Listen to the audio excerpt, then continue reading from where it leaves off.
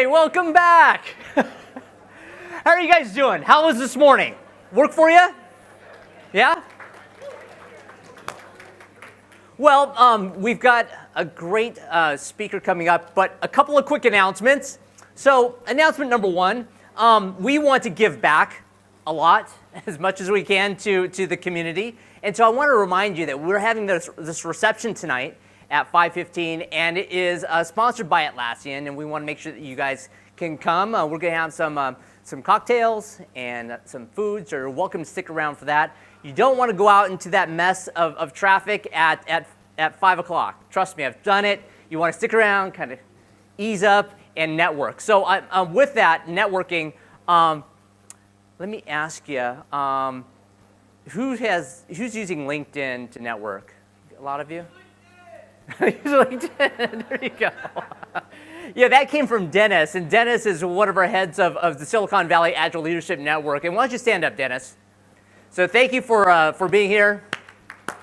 So Dennis Conti, he's been an Agile coach in the area, and he's been doing some great stuff, and he also is helping lead a lot of the events over in Silicon Valley for us. And while I have you on that, where's Steve Huang? Steve, is Steve here? He must be running around. I'll introduce him later, but he's heading up a lot of our Tri-Valley Agile. And then in Jazz, is Jazz in here? She must be busy running around too, because I don't see her. But she's also helping out with our Tri-Valley group. So thank you all for your support. So going back to LinkedIn, the highest number of LinkedIn connections, 5. Who's had 5? 12? Added today, Dennis.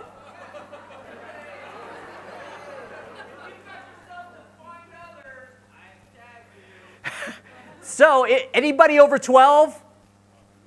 Nobody? All right, so Steve Denning, who wrote the book, The Age of Agile, which is one of the best sellers on Amazon. Steve Denning was one of our past keynotes. I want to present this as a gift, and congratulations on the most number of LinkedIns. So this is yours when you're ready for it. Congratulations, Dennis. A reminder, you guys have an opportunity to grab these shirts. There are a ton of these shirts out there, and that is autographed, by the way, Dennis.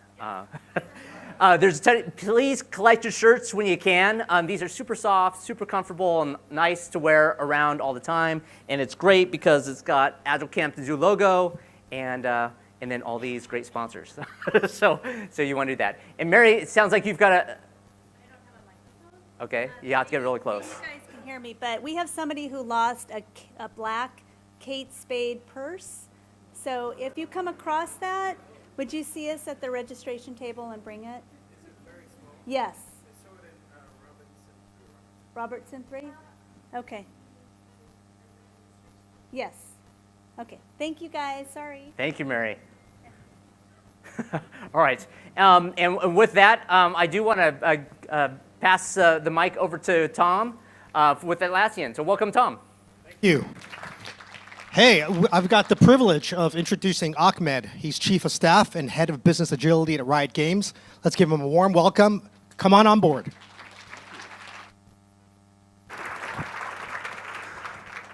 How's everyone doing?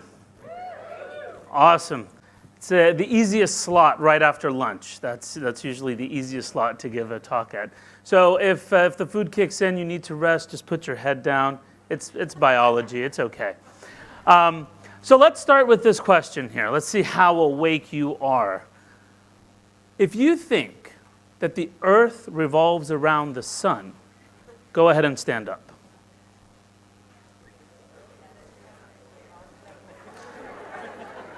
Wow, this is going to be an interesting day. If you think the Earth revolves around the sun, stand up. If you're sitting down, we got issues, by the way, to talk about beyond Agile. All right, have a seat, have a seat. This wasn't a trick question. This was very simple. Does the Earth revolve around the sun? Yes or no? Yes. Okay, good. Whew. I got a lot more complicated stuff to talk about. The reason I ask this is if we were in the 1400s and I ask that question, does the earth revolve around the sun or does the sun revolve around the earth? Everyone would be sitting down, right? Because in the 1400s and before that, everyone believed that what? It's the opposite, right? That the sun revolves around the earth. And between the mid-1500s to mid-1600s and beyond, really, this idea of the Copernican revolution, which revolves around which. And it wasn't a simple matter of science. This went into really the fabric and the laws and the rules and how the church saw these things. It was a big deal. I'm going to spare you the history lesson here, but it took 270 years for the world to sort of come to consensus around this. Now, I believe we are in the midst of a different kind of Copernican revolution. It's the Copernican revolution in management. This is from the work of Steve Denning. And the idea here is, when you really think about it, in the past decades and centuries of business, the firm, the company, the product was the center of the universe, and customers revolved around it.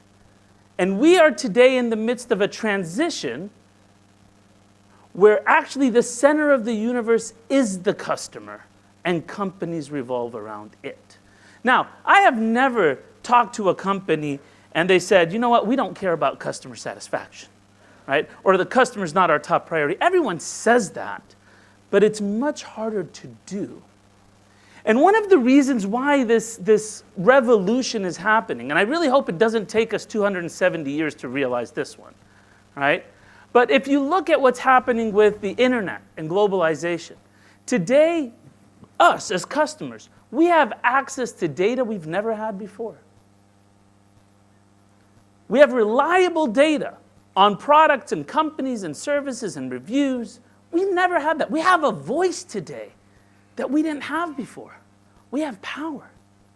One of the most obvious areas I believe this is in customer service. You've all been on this call before.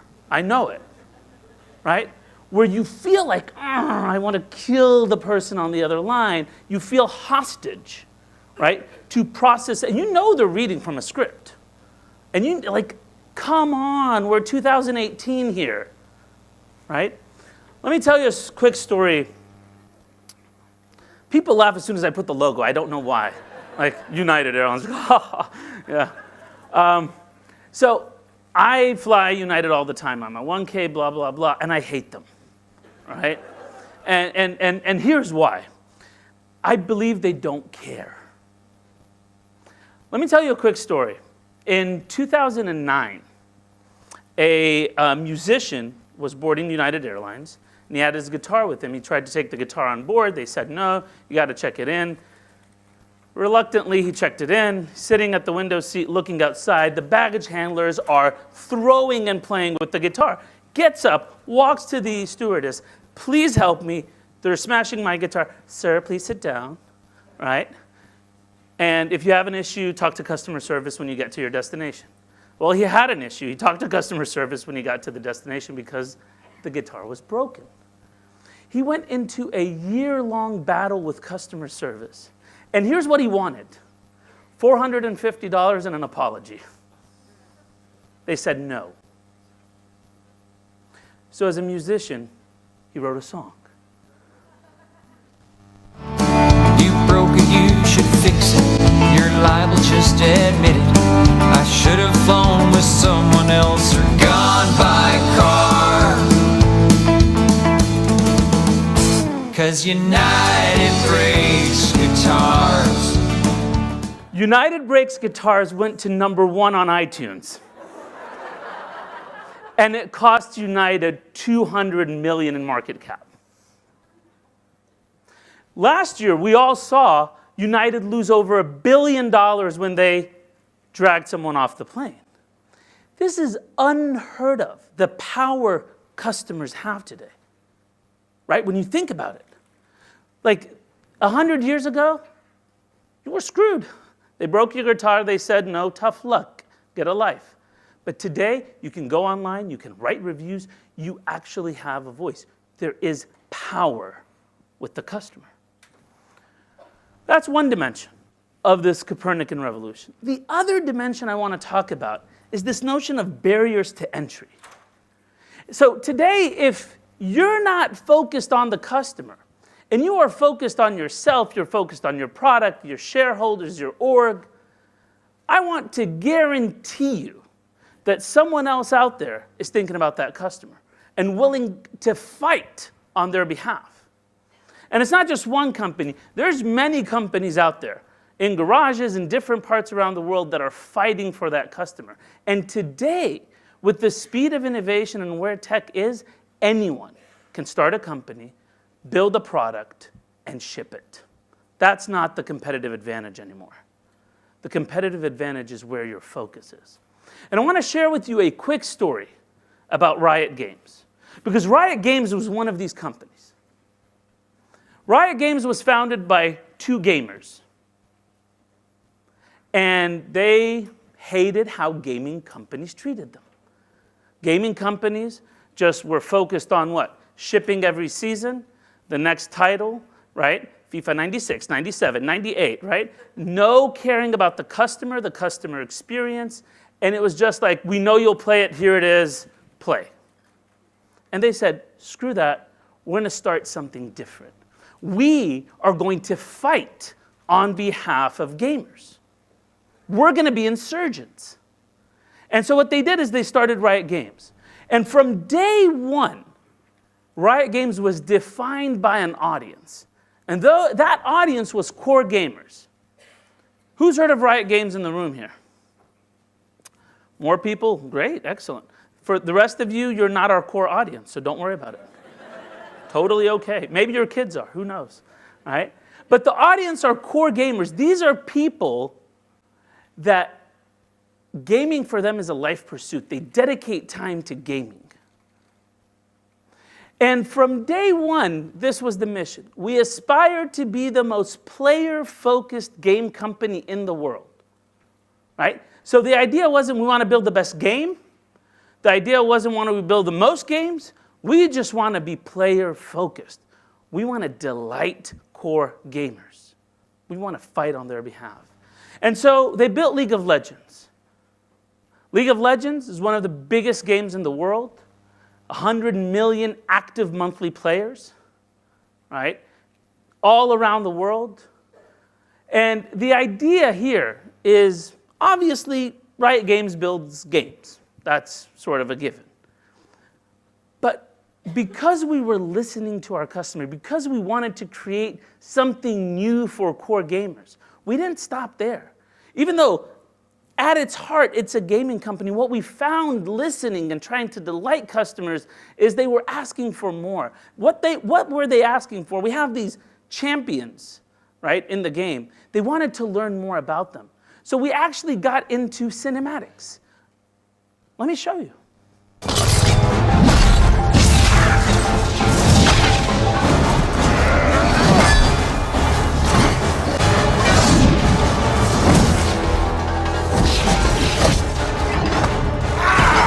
You get the point. From cinematics, again, listening to the customer, listening to players. What's interesting? What do they not even know that they want, but when you give it to them, they'll be delighted? We got into music. Created 3 music albums. Let me show you a little bit here. For 1, 2.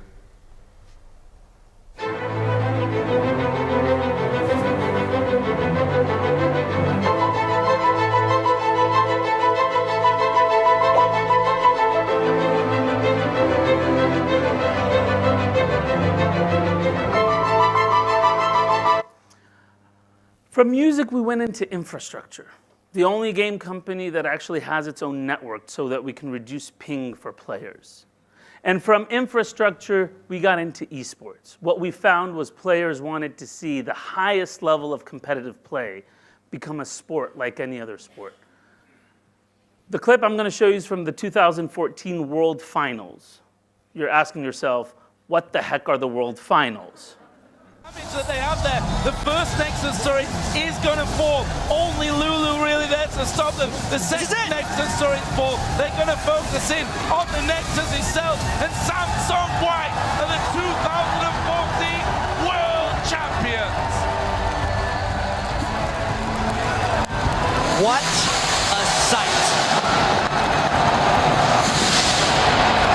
That trophy right there belongs to Samsung White. Yeah. If there was ever a doubt, they erased it.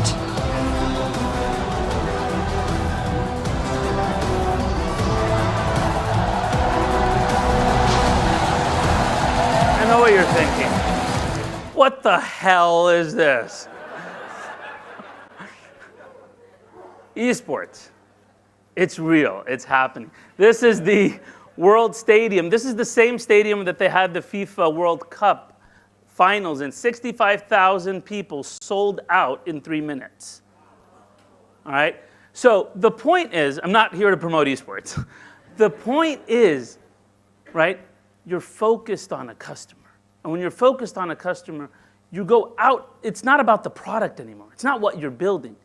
It's about the who. How are we going to delight customers? Not by just reacting to them, but by creating a new world that they never even imagined existed. But at the core of this, for Riot, is a formula we use. And it's pretty simple. When you are faced with a decision, who's more important? Is the player more important than the company? Yes. And the company is more important than a single team, and the team as an entity is more important than a single individual, right? And this guides every decision we make, every decision, every day, every meeting. We talk like this.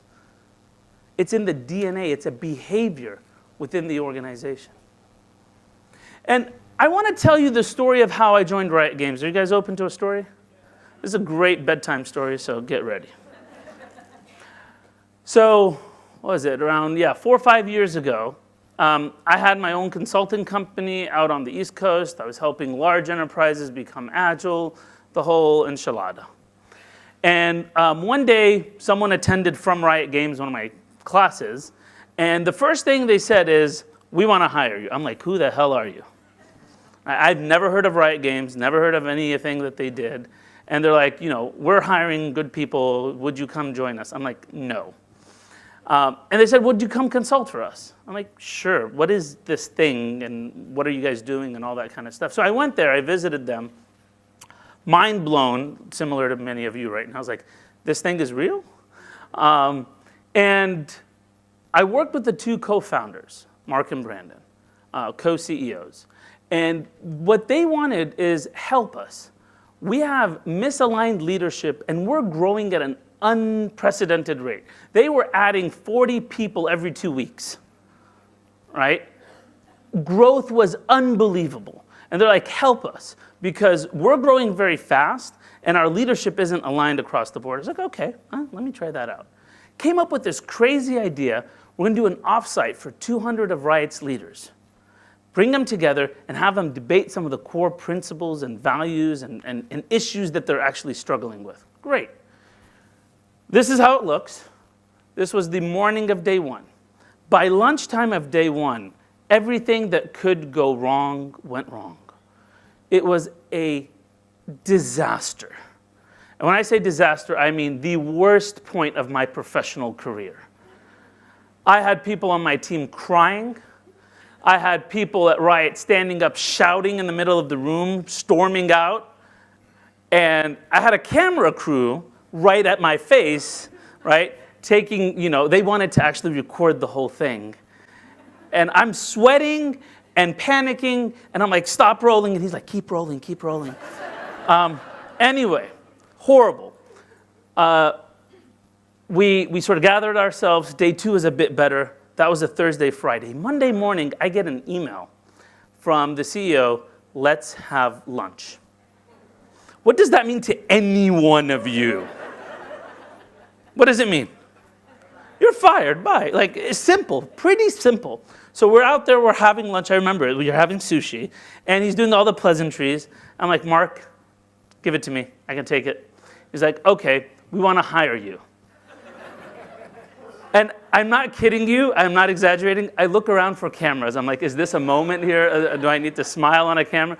I'm like, why? To torture me for eternity? Like nothing is coming to my mind. Like, it doesn't make any sense. I just ruined one of the biggest events you were trying to do, and I'm a consultant. Fire me. It's easy, right? It totally makes sense. And he's like, no, we want to hire you. I'm like, why? He's like, listen. We want leaders that are willing to take risks. Like, we knew this wasn't going to work. I'm like, you knew this wasn't going to work? What the hell? When were you planning to tell me? And he's like, yeah, but maybe it would have worked. I'm like, you're weird, dude. But the point is, for years, I was trying to create truly cultures of learning in organizations. Many companies talk about innovation, talk about creating new visions for the world, and talk about creating a fail-safe environment. But the reality is, those failures are the ones that are always highlighted, and there's punishment for them. And here, the opposite. They're dignifying the try. They're bringing me in as a senior leader in the organization. What message is that telling every other leader in the company? Think about that. Every leader there saw me fail. And yet I was hired as a senior leader at the company. That says something. That says we want to create a culture of learning. And at the heart of trying to be customer-centric, at the heart of that, if you're really going to put the customer in the center of the universe, you're going to try stuff and you're going to fail. And if you don't have a culture of learning, right, there is no sense to even trying.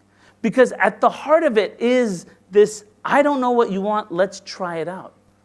And by the way, something that comes hand in hand with a culture of learning is building trust. Southwest Airlines had the same incident. A few months later, they dragged someone off the plane as well. But people love Southwest. People trust Southwest. They're both airlines, right? They both did the same act. One was like, hell broke loose, and the other one was, okay, don't do it again. Right? There's something there. There's a culture of learning. There's a culture of trust. I want to talk about culture for a second. This beautiful term that we all use, culture. Every company I talk to is like, we're going to change our culture. We got a culture transformation. We're going to do this. What is culture? The way I like to look at it is culture is all of these things. It's leadership.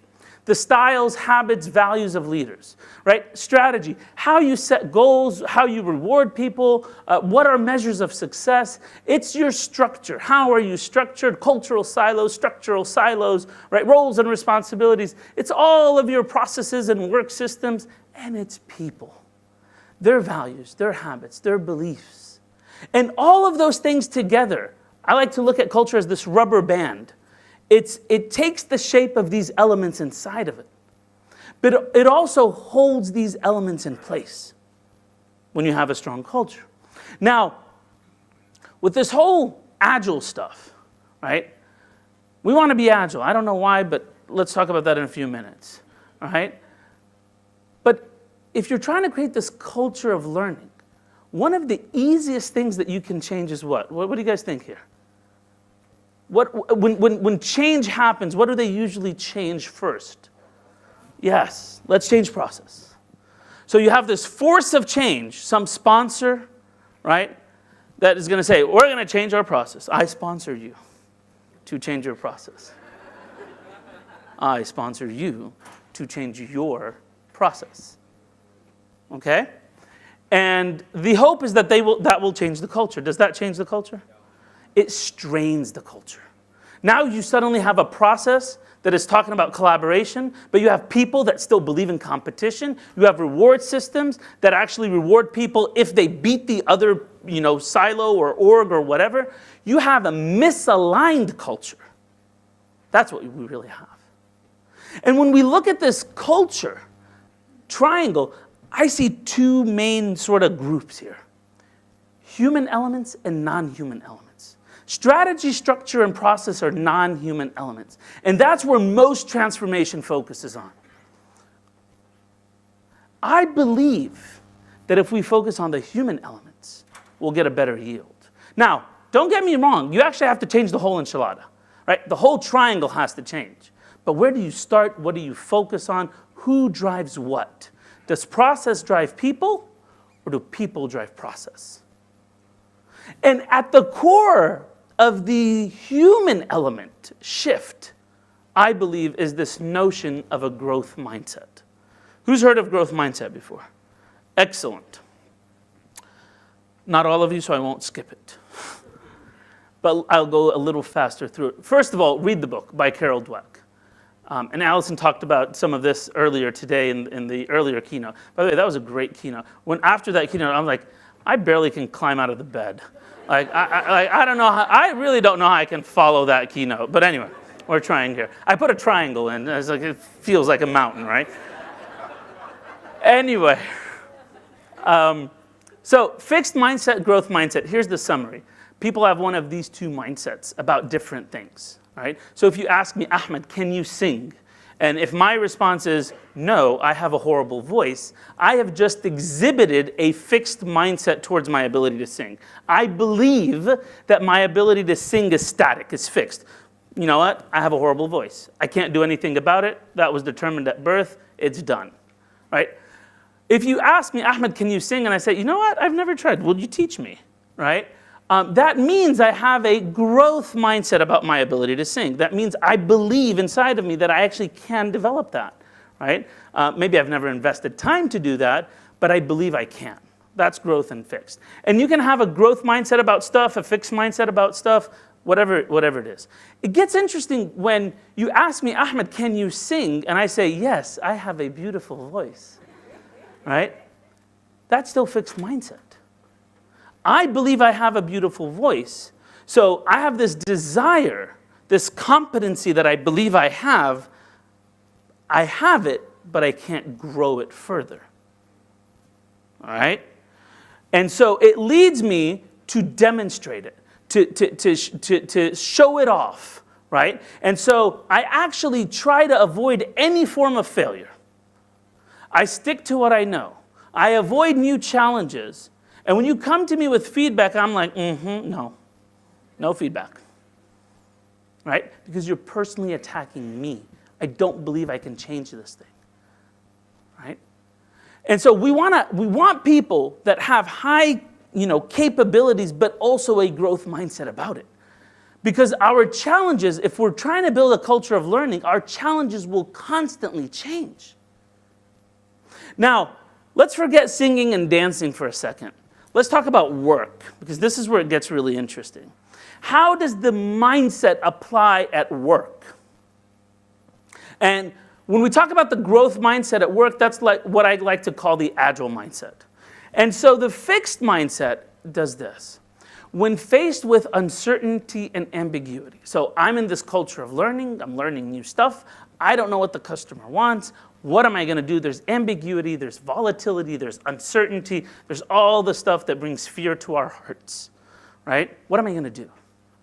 A fixed mindset tries to force things to a known state so that they can execute from that state, right? Have you ever met a boss, a peer, who really succeeded at one part of the org or doing something and was moved to another part of the org and tried to do the exact same stuff they did here and failed miserably, and people tried to give them feedback but they didn't listen? Have you ever met those kind of people? Yes? That is a classical example of a fixed mindset at work, right? And it's fascinating because there's a lot of that and we just don't see it because we just call it, bad management, bad leadership, whatever. This is actually fixed mindset. There is no, we rely on these experiences. I know how to do something. I stick to what I know. I force things to a known state because that's how I know how to succeed. And at work, it gets even more complicated because we are hired because of our competency, right? People hire us because we're supposed to know stuff. And when we don't know stuff, how does that look on our performance review? How does that look to our peers? Depends on the culture, right? The Agile mindset, same thing. When faced with this uncertainty, they still have the same desire to reduce that uncertainty. That's human nature, but how are they going to do that? is different. They do it through learning quickly. Right? So let me try to experiment. Let me fail quickly. Let me go ask people. Let me be vulnerable. Let me try new things. That's the Agile mindset. Does that make sense? And I'm telling you this not so that you become the mindset police. Like, don't go around like, fixed mindset. Right? That's not the goal here.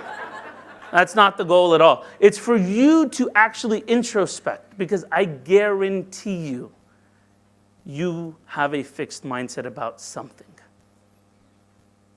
Find that out. The first step in starting this culture of learning is right here in this room. It's you. All right, let's keep going here. So what is this Agile thing? Agile is nothing more for me than this. It's a way of working grounded in a culture of learning. If you're about to create a culture of learning, why am I about to create a culture of learning? Because there's a Copernican revolution. If I don't focus on the customer, I'm screwed, right?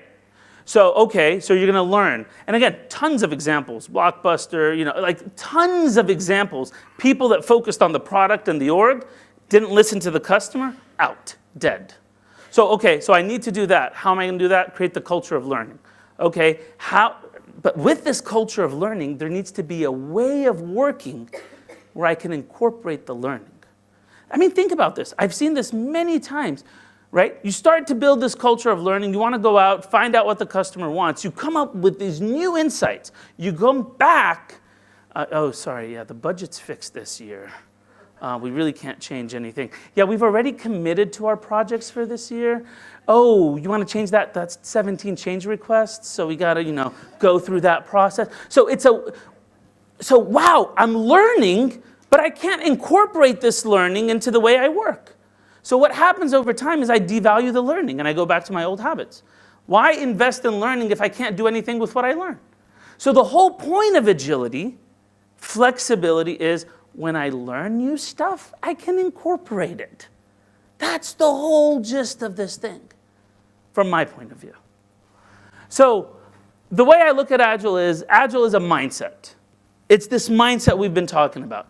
Described by 4 values, defined by 12 principles, go read the manifesto, and then manifested through an unlimited number of practices. The moment you limit the number of practices, the moment you've limited your agility. All right? And I look at Scrum and extreme programming and any other framework out there as a bundle of Agile practices. Good, not bad. But here's the essence. Where are you starting your journey, doing or being? And most people start the journey by doing. Why? Because today we have cultures not of learning, we have cultures of task-taking. Tell me what I need to do. Okay. So the new thing I need to do is Agile. Tell me what I need to do. Do 2-week iterations, stand up, sit down, put stickies on the thing, and that's what you need to do. Okay? Okay, I'll do that. Now am I Agile? Right? Hell no. Right? So the point is, we need to change the mindset. I believe we have mental models of operating. And what we need to do is just shift that. Shift that mental model.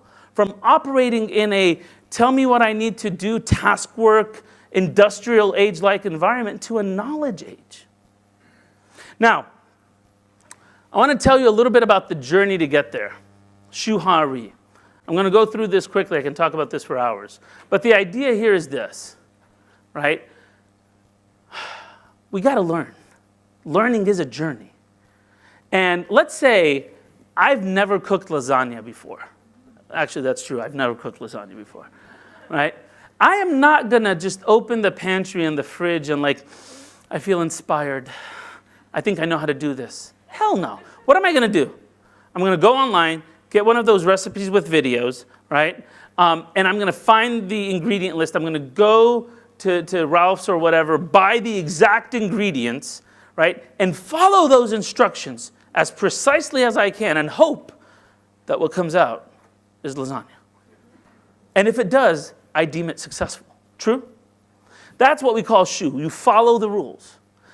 Then you start to understand that one recipe you downloaded isn't the only recipe for lasagna, right? And you start to actually understand that there are variations. You start to understand if this ingredient isn't there, it's still lasagna, but if this ingredient isn't there, it's not lasagna anymore. Right? You get my point? And is when you're just cooking. Right? You're like, let me try this today. Yeah, okay, I don't even know if that's valid when you cook lasagna or not, because I have no idea how to cook lasagna. But the point, you get the point, right? It's you're creating your own. That was probably soup, right? Yeah. Shuha-ri, agility lives in ri.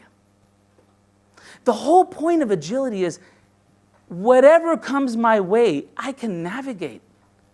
And I can still deliver value to my customer. I can still delight you want fixed budget? Bring it on, right? You want fixed deadline? Bring it on. It doesn't matter, because whatever constraint, right? And that's what a master chef does. You guys all watch I don't know if you guys all watch it, but I watch those cooking shows where like, yeah, I'm going to take this ingredient from you. I was like, what is he going to do, right? But because they're at ri, they find ways to navigate those constraints. That's the whole point. If you have unlimited budget, unlimited time, unlimited people, don't do Agile. Do whatever the hell you want to do. It doesn't matter. But when you have constraints, which we all do, right?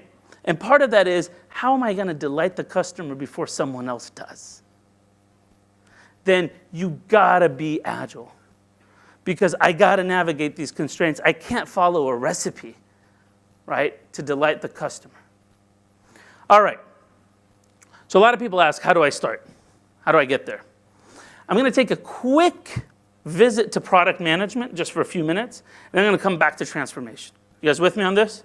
Because I'm gonna take some lessons from there. All right, so where to start? So I hope at this point we're all excited about trying to delight our customer. Yes? Yes? Okay. Some people think, okay, so delight my customer. Let me just ask them what they want, give them what they want, ask them what they want, give them what they want. That's not delighting your customer. Delighting your customer is creating this bold new world for them that they didn't even know could exist. That's delighting your customer. That's the story of Riot. The players, when they started playing, they didn't know they wanted esports. But when you give them esports, they're like, yeah.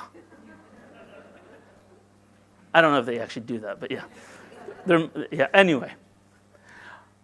So how do we create a bold new world for our customers? Visions. How many of you have heard of vision statements? Those damn vision statements. I never understand them. Ford's 1905 vision statement, democratize the automobile. Yeah, I don't know what that means. No idea. But I found this thing called vivid descriptors. And from here on out, whenever I talk about vision, it always has vivid descriptors with it. Let me show you. So here's the vivid descriptors for Ford. So the vision statement is democratize the automobile. But listen to this vivid description. We will build a motor car for the great multitudes. It will be so low in price that no man making a good salary will be unable to own one and enjoy with his family the blessing of hours of pleasure in God's great open space. 1905, so it's okay, right? When we are through, everyone will be able to afford one. The horse will have disappeared from our highways, and the automobile will be taken for granted. Now, that paints a picture. A powerful vision statement does two things. Paints a picture. And interesting, okay, so this does connect to the earlier keynote. Tells you what mountain you need to climb. So if you're an employee at Ford in 1905, what mountain do we need to climb together? Tell me. Hello? Anyone out there? Affordability, cost, right? That's the mountain. If we can cross that mountain, we're in this new, beautiful land of the vision. So now every micro decision that needs to be made is focused around cost. Let me show you another one. Sony, 1950s. Become the company that most changes the worldwide image of Japanese products as being of poor quality. Vivid description. We will create products that become pervasive around the world. We will be the first Japanese company to go into the American market and distribute directly.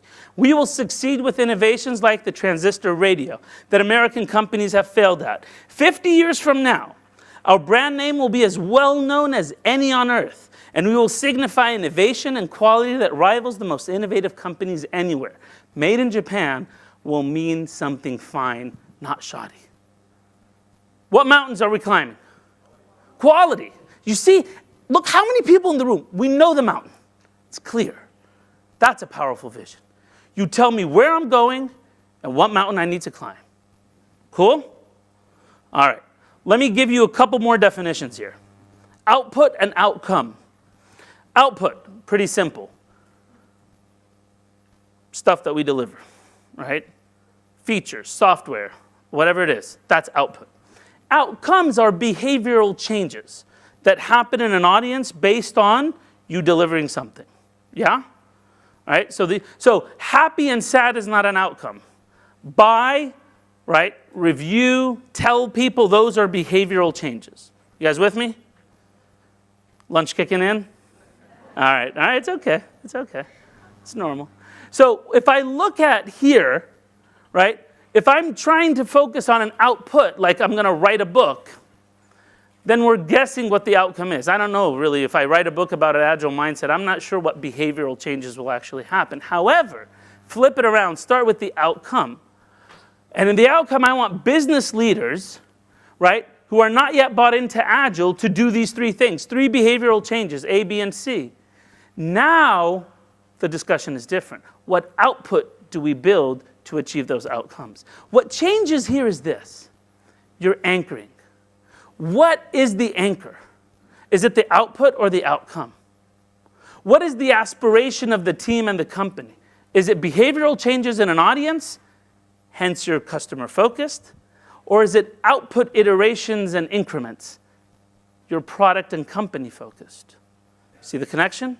And how do you assess progress? Is it that you shipped things or that you changed behaviors of your audience? That's the transformation here. And so if you're building a book and you're focused on output, right, then the normal step to do is write chapter 1, chapter 2, chapter 3, bring them together, and you have a book. But if you're building a book, still, I'm going to build something, but you're focused on outcomes, then the outcome is that people share this important idea to the world. Okay, great. Now the question becomes, what is the smallest thing that I can build to achieve that outcome?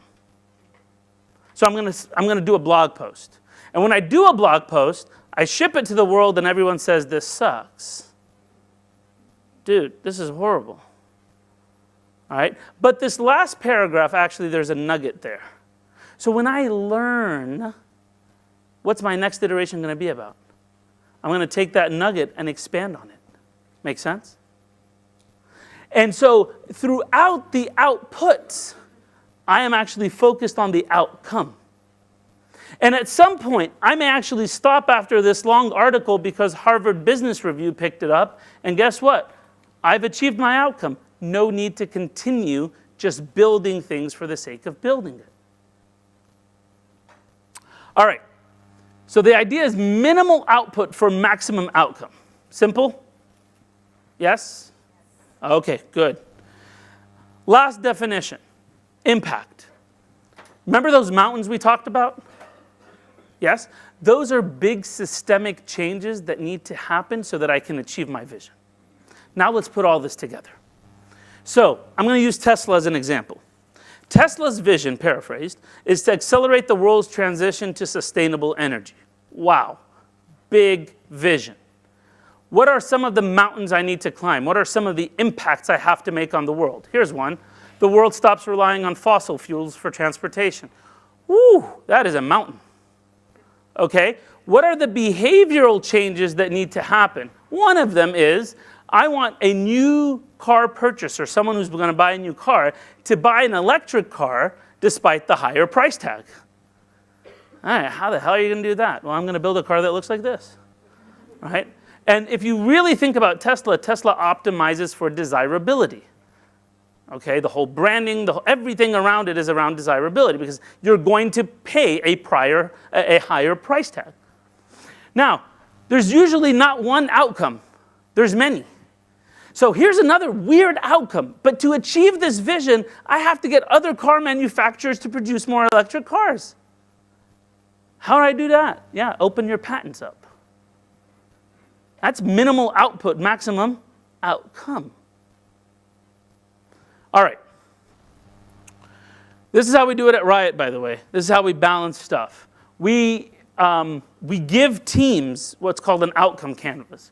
We tell them, here's the target audience, here's the needs and opportunities. We get that from our insight guys. Desired behavioral changes, potential measures for outcome, the impact, and then we leave that output box empty. And we say to the team, you figure out what to build. So what we're doing is we're forcing a culture of learning, actually. Because I can't tell the team what to do. I'm actually sort of telling the team what to do, but I'm telling them what to do from an outcome perspective, not from an output perspective. And this is how we balance these strategic initiatives with empowered teams. You'll get all these slides. Let's move on to how do we get there? How do we get to this new world? All right. So we're going to try to change the culture here. You guys with me? Yes? All right, half of you are with me. That's good enough at this point. So we're trying to move from the old to the new. Here's some different approaches I've seen. First approach is what we talked about. Change the process. And hope that everything else will follow that process change and we get to this new world. I've never seen this work. All right, let's try this other one. Team 4 says, screw it. I'm going to do my own thing. I'm done with this. I'm going to go Agile.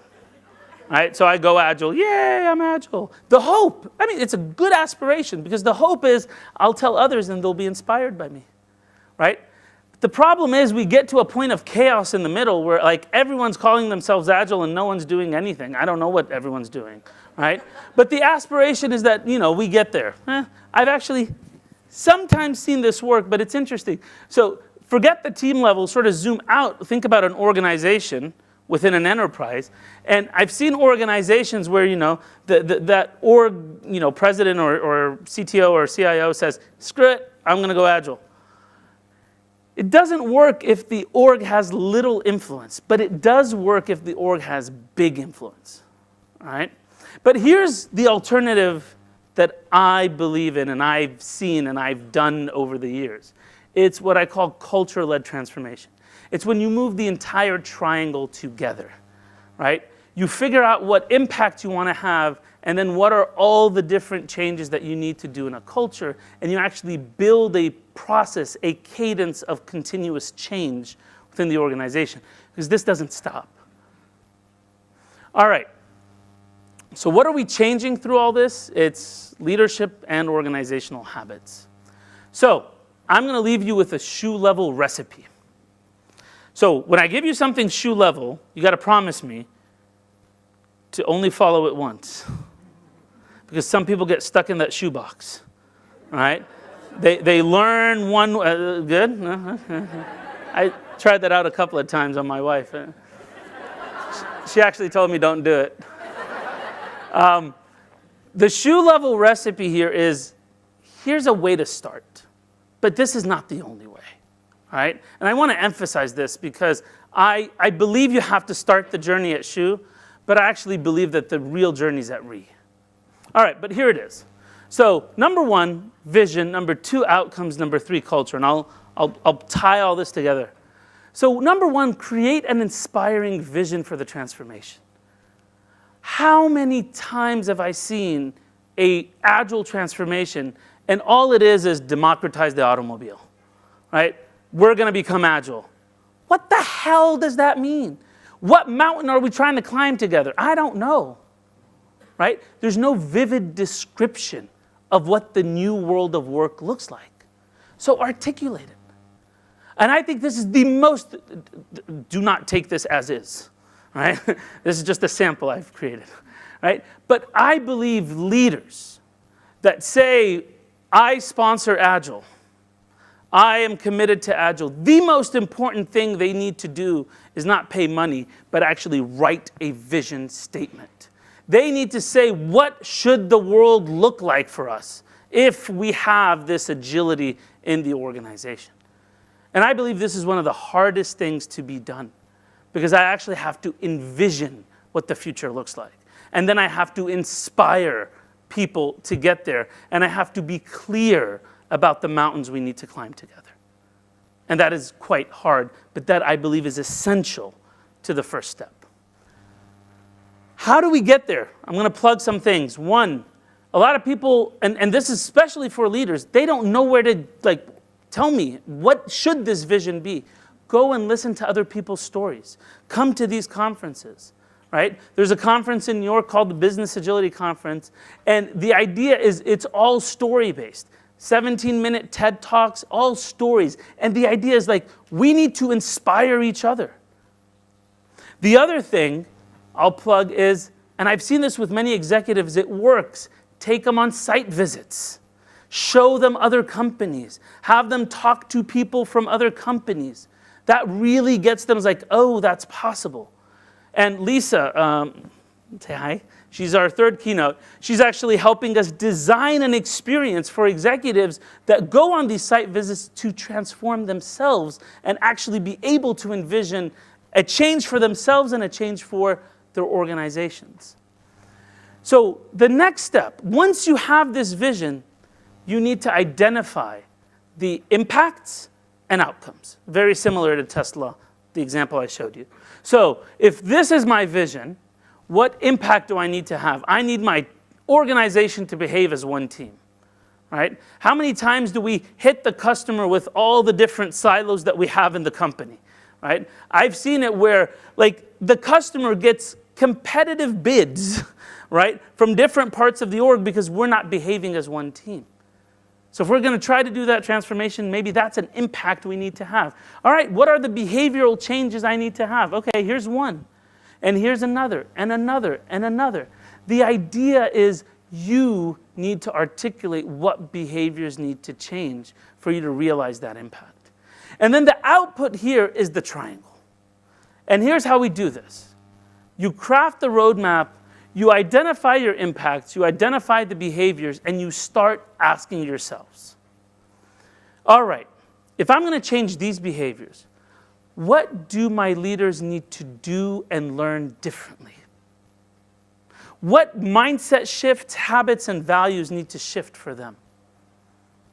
And if I want to achieve these behavioral changes and impact, what needs to change about my strategy? How I set goals differently. Maybe I stop setting goals per silo. Maybe I set unified goals across the company that forces our silos to work together. Right? So you start to think about all the different things that you need to do for leadership, strategy, structure, process, and people.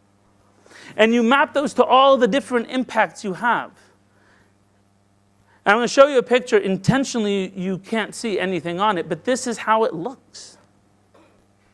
You bring senior leaders in the room, and they commit to doing this. This is what I really want from them. This is a commitment of their time and effort to say, all right, here are the different impacts we need to affect to change our culture. Let's actually think together across the organization, HR, finance, marketing, legal, tech, product, everyone together. We're changing our culture. What needs to change? Leadership, strategy, structure, process, and people. And that's how you create your transformational roadmap. Or at least that's how I do it. So this is the shoe-level recipe. But one thing I want to emphasize here is a lot of companies focus on the middle, strategy, structure, and process. And what I really hope that you can take from this is when you have transformational education that happens to leaders and people, change really happens. Because I've seen this over and over and over again, where leaders do not change. They don't change the mental models they have, they don't change their habits or values, but yet they expect the processes and the strategies and the structures to change. I don't believe it works. I don't believe so. because I've seen it too many times. They model the desired behavior and culture. And so if they don't change, right? Now, how do we make them change? I believe education is a powerful tool. And one of the things we look for is what needs to change within the organization. What do people need to learn? And I invite you to look into the IC Agile curriculum. Again, I'm not selling you anything. These are for free. Go online, download these, right? But what are these? These are learning outcomes. What do people need to learn in leadership, in engineering, in testing, in talent, in marketing, in coaching? What do people need to learn? Because guess what? It is a mindset shift. You change the way people think about their work, about how they think about dealing with each other, and behavioral changes follow that. All right, that was a lot after lunch. I'll summarize with 2 slides. Agile is a mindset. It's about the being, not the doing. And this being really is about focusing on creating a culture of learning so that you can focus on your customer. And if you want to get to this new world, I believe you have to have a strong vision that is clear. Everyone knows the mountains you're climbing together. You have to focus on behavioral changes. That becomes the success criteria, not that I deployed this tool or that tool. And then you have to focus on the entire culture, leaders included.